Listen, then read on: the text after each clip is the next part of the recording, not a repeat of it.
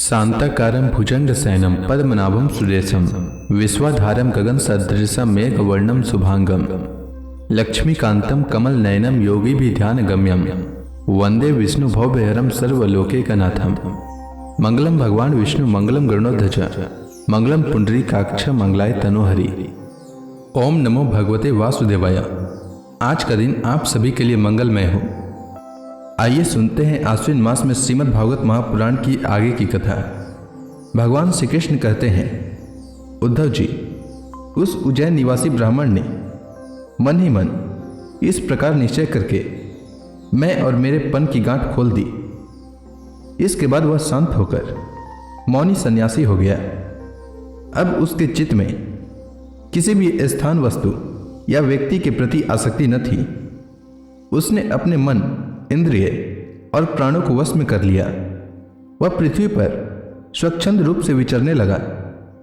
वह भिक्षा के लिए नगर और गांवों में जाता, परंतु इस प्रकार जाता था कि कोई उसे पहचान न पाता था। उद्धव जी, वह भिक्षुक अवधूत बहुत बूढ़ा हो गया था। दुष्ट उसे देखते ही टूट पड़ते और तरह तरह से उसका तिरस्कार करके उसे तंग करते। कोई उसका दंड छीन लेता तो कोई भिक्षा पात्र ही झपट ले जाता, कोई कमंडलू उठा ले जाता तो कोई आसन, रुद्राक्ष माला और कंथा ही लेकर भाग जाता। कोई तो उसकी लंगोटी और वस्त्र को ही इधर उधर डाल देते। कोई कोई वे वस्तुएं देकर और कोई दिखला दिखलाकर फिर छीन लेते। जब वह अद्भुत मधुकरी मांग कर लाता और बाहर नदी तट पर भोजन करने बैठता तो पापी लोग कभी उसके सिर पर मुद्द देते तो कभी थूक देते। वे लोग उस मौनी अद्भुत को तरह तरह से बोलने के लिए विवश करते और जब वह इस पर भी नहीं बोलता तो उसे पीटते। कोई उसे चोर कहकर डांटने टपटने लगता। कोई कहता, इसे बांध लो और फिर उसे रस्सी से बांधने लगते। कोई उसका तिरस्कार करके इस प्रकार ताना कसते कि देखो देखो, अब इस कृपण ने धर्म का ढोंग रचा है। धन संपत्ति जाती रही, स्त्री पुत्रों ने घर से निकाल दिया, तब इसने भीख मांगने का रोजगार लिया है। अहो, देखो तो सही, यह मोटा तगड़ा भिखारी धैर्य में बड़े भारी पर्वत के समान है। यह मौन रहकर अपना काम बनाना चाहता है। सचमुच यह बगुले से भी बढ़कर ढोंगी और दृढ़ निश्चयी है। कोई उस अद्भुत की हंसी उड़ाता तो कोई उस पर अधोवायु छोड़ता। जैसे लोग तोता, मैना आदि पालतू पक्षियों को बांध लेते या फिर पिंजड़े में बंद कर लेते हैं, वैसे ही उसे भी वे लोग बांध देते और घरों में बंद कर देते। किंतु वह सब कुछ चुपचाप सह लेता। उसे कभी ज्वर आदि के कारण दैहिक पीड़ा सहनी पड़ती, कभी गर्मी सर्दी आदि से दैविक कष्ट उठाना पड़ता और कभी दुर्जन लोग अपमान आदि के द्वारा उसे भौतिक पीड़ा पहुंचाते। परंतु भिक्षुक के मन में इससे कोई विकार न होता। वह समझता कि यह सब मेरे पूर्व जन्म के कर्मों का फल है और इसे मुझे अवश्य भोगना पड़ेगा। यद्यपि नीच मनुष्य तरह तरह के तिरस्कार करके उसे उसके धर्म से गिराने की चेष्टा किया करते, फिर भी वह बड़ी दृढ़ता से अपने धर्म में स्थिर रहता और सात्विक धैर्य का आश्रय लेकर कभी कभी ऐसे उद्गार प्रकट किया करता। ब्राह्मण कहता, मेरे सुख अथवा दुख का कारण न ये मनुष्य है, न देवता है, न आत्मा है और न ग्रह, कर्म एवं काल आदि ही है। श्रुतियां और महात्मा जन मन को ही इसका परम कारण बताते हैं और मन ही इस सारे संसार चक्र को चला रहा है। सचमुच यह मन बहुत बलवान है। इसी ने विषयों, उनके कारण गुणों और उनसे संबंध रखने वाली वृत्तियों की सृष्टि की है। उन वृत्तियों के अनुसार ही सात्विक, राजस और तामस अनेकों प्रकार के कर्म होते हैं और कर्मों के अनुसार ही जीव की विविध गतियां होती है। मन ही समस्त चेष्टाएं करता है। उसके साथ रहने पर भी आत्मा निष्क्रिय ही है। वह ज्ञान शक्ति प्रधान है, मुझ जीव का सनातन सखा है और अपने अलुप्त ज्ञान से सब कुछ देखता रहता है। मन के द्वारा ही उसकी अभिव्यक्ति होती है। जब वह मन को स्वीकार करके उसके द्वारा विषयों का भोक्ता बन बैठता है, तब कर्मों के साथ आसक्ति होने के कारण वह उनसे बंध जाता है।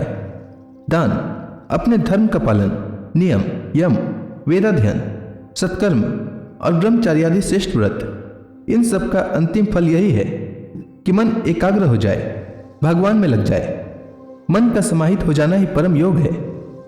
जिसका मन शांत और समाहित है उसे दान आदि समस्त सत्कर्मों का फल प्राप्त हो चुका है, अब उनसे कुछ लेना बाकी नहीं है। और जिसका मन चंचल है अथवा आलस्य से अभिभूत हो रहा है उसको इन दानादि शुभ कर्मों से अब तो कोई लाभ नहीं हुआ। सभी इंद्रियां मन के वश में है, मन किसी भी इंद्रिय के वश में नहीं है। यह मन बलवान से भी बलवान अत्यंत भयंकर देव है। जो इसको अपने वश में कर लेता है वही देव इंद्रियों का विजेता है। सचमुच मन बहुत बड़ा शत्रु है, इसका आक्रमण असह्य है। यह बाहरी शरीर को ही नहीं, हृदयादि मर्म स्थानों को भी बेधता रहता है। इसे जीतना बहुत ही कठिन है। मनुष्यों को चाहिए कि सबसे पहले इसी शत्रु पर विजय प्राप्त करे, परंतु होता है यह कि मूर्ख लोग इसे तो जीतने का प्रयत्न करते ही नहीं, दूसरे मनुष्यों से झूठ मूठ झगड़ा करते रहते हैं और इस जगत के लोगों को ही मित्र शत्रु उदासीन बना लेते हैं। साधारणतः मनुष्यों की बुद्धि अंधी हो रही है, तभी तो वे इस मन कल्पित शरीर को मैं और मेरा मान बैठते हैं और फिर इस भ्रम के फंदे में फंस जाते हैं कि यह मैं हूं और यह दूसरा। इसका परिणाम यह होता है कि वे इस अनंत अज्ञानांधकार में ही भटकते रहते हैं। यदि मान लें कि मनुष्य ही सुख दुख का कारण है तो भी उनसे आत्मा का क्या संबंध, क्योंकि सुख दुख पहुंचाने वाला भी मिट्टी का शरीर है और भोगने वाला भी। कभी भोजन आदि के समय यदि अपने दांतों से ही अपनी जीभ कट जाए और उससे पीड़ा होने लगे तो मनुष्य किस पर क्रोध करेगा। यदि ऐसा मान लें कि देवता ही दुख के कारण है तो भी इस दुख से आत्मा की क्या हानि, क्योंकि यदि दुख के कारण देवता हैं तो इंद्रियाभिमानी देवताओं के रूप में उनके भोक्ता भी तो वे ही हैं। और देवता सभी शरीरों में एक हैं, जो देवता एक शरीर में है वे ही दूसरे में भी हैं। ऐसी दशा में यदि अपने ही शरीर के किसी एक अंग से दूसरे अंग को चोट लग जाए तो भला किस पर क्रोध किया जाएगा। यदि ऐसा माने कि आत्मा ही सुख दुख का कारण है तो वह तो अपना आप ही है, कोई दूसरा नहीं, क्योंकि आत्मा से भिन्न कुछ और है ही नहीं। यदि दूसरा कुछ प्रतीत होता है तो वह मिथ्या है, इसलिए न सुख है न दुख, फिर क्रोध कैसा? क्रोध का निमित्त ही क्या? यदि ग्रहों को सुख दुख का निमित्त माने तो उनसे भी अजन्मा आत्मा की क्या हानि?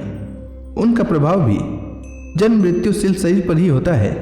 ग्रहों की पीड़ा तो उनका प्रभाव ग्रहण करने वाले शरीर को ही होती है और आत्मा उन ग्रहों और शरीरों से सर्वथा परे है। तब भला वह किस पर क्रोध करे? यदि कर्मों को ही सुख दुख का कारण माने तो उनसे आत्मा का क्या प्रयोजन, क्योंकि वे तो एक पदार्थ के जड़ और चेतन उभय रूप होने पर ही हो सकते हैं। किंतु देह तो अचेतन है और उसमें पक्षी रूप से रहने वाला आत्मा सर्वथा निर्विकार और साक्षी मात्र है। इस प्रकार कर्मों का तो कोई आधार ही सिद्ध नहीं होता, फिर क्रोध किस पर करें? यदि ऐसा माने कि काल ही सुख दुख का कारण है तो आत्मा पर उसका क्या प्रभाव, क्योंकि काल तो आत्मस्वरूप ही है। जैसे आग आग को नहीं जला सकती और बर्फ बर्फ को नहीं गला सकता, वैसे ही आत्मस्वरूप काल अपने आत्मा को ही सुख दुख नहीं पहुंचा सकता। फिर किस पर क्रोध किया जाए? आत्मा शीत उष्ण सुख दुख आदि द्वंद्वों से सर्वथा अतीत है। आत्मा प्रकृति के स्वरूप, धर्म, कार्य, लेस, संबंध और गंध से भी रहित है। उसे कभी कहीं किसी के द्वारा किसी भी प्रकार से द्वंद्व का स्पर्श ही नहीं होता। वह तो जन्म मृत्यु के चक्कर में भटकने वाले अहंकार को ही होता है। जो इस बात को जान लेता है वह फिर किसी भी भय के निमित्त से भयभीत नहीं होता। बड़े बड़े प्राचीन ऋषि मुनियों ने इस परमात्मा निष्ठा का आश्रय ग्रहण किया है। मैं भी इसका आश्रय ग्रहण करूंगा और मुक्ति तथा प्रेम के दाता भगवान के चरण कमलों की सेवा के द्वारा ही इस दुरंत अज्ञान सागर को अनायास ही पार कर लूंगा। भगवान श्री कृष्ण कहते हैं, उद्धव जी, उस ब्राह्मण का धन क्या नष्ट हुआ, उसका सारा क्लेश ही दूर हो गया। अब वह संसार से विरक्त हो गया था और संन्यास लेकर पृथ्वी में स्वच्छंद विचर रहा था। यद्यपि दुष्टों ने उसे बहुत सताया, फिर भी वह अपने धर्म में अटल रहा, तनिक भी विचलित न हुआ। उस समय वह मौनी अद्भुत मन ही मन इस प्रकार का गीत गाया करता था, उद्धव जी, इस संसार में मनुष्य को कोई दूसरा सुख या दुख नहीं देता, यह तो उसके चित्त का भ्रम मात्र है। यह सारा संसार और इसके भीतर मित्र, उदासीन और शत्रु के भेद अज्ञान कल्पित हैं। इसलिए प्यारे उद्धव, अपनी वृत्तियों को मुझ में तन्मय कर दो और इस प्रकार अपनी सारी शक्ति लगाकर मन को वश में कर लो और फिर मुझ में ही नित्य युक्त होकर स्थित हो जाओ। बस सारे योग साधना का इतना ही सार संग्रह है। यह भिक्षु का गीत क्या है? मूर्तिमान ब्रह्म ज्ञान निष्ठा ही है। जो पुरुष एकाग्र चित्त से इसे सुनता, सुनाता और धारण करता है, वह कभी सुख दुख आदि द्वंद्वों के वश में नहीं होता। उसके बीच में भी वह सिंह के समान दहाड़ता रहता है। तो इसी के साथ आज का यह अध्याय समाप्त हुआ। इसके आगे की कथा मैं कल के अध्याय में सुनाऊंगा। तब तक के लिए भगवान हरि का नाम लेते रहें। तो प्रेम से बोलिए भगवान विष्णु की जय, श्री कृष्ण भगवान की जय, समस्त देवी देवताओं की जय।